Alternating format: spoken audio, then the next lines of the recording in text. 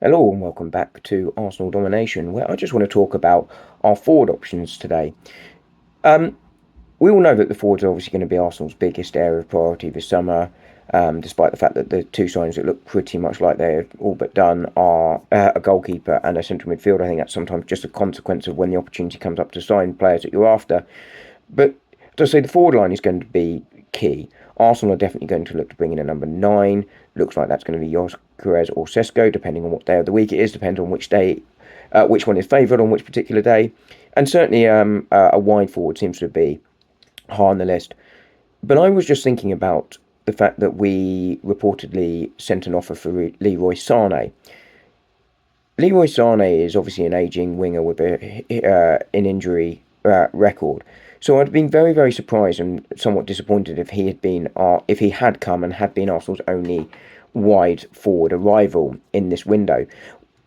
He's obviously gone to Galatasaray. Arsenal would have had to have offered, because of the difference in tax, somewhere about 450,000 a week to match the wages he's got there. That was never going to happen.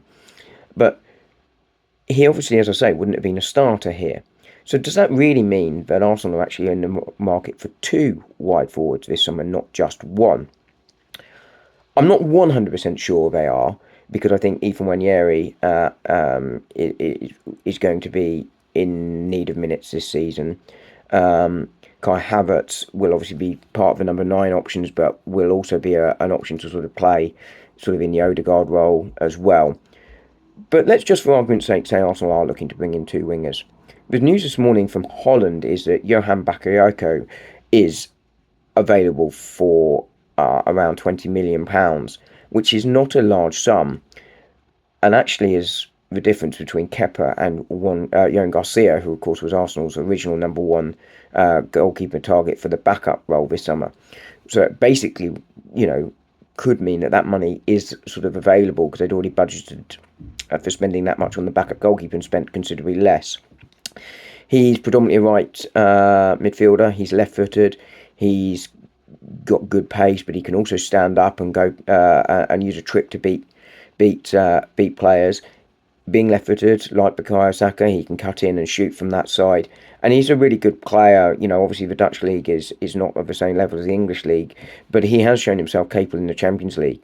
And I just wonder if that might be a smart pickup from Arsenal, a cost-effective one.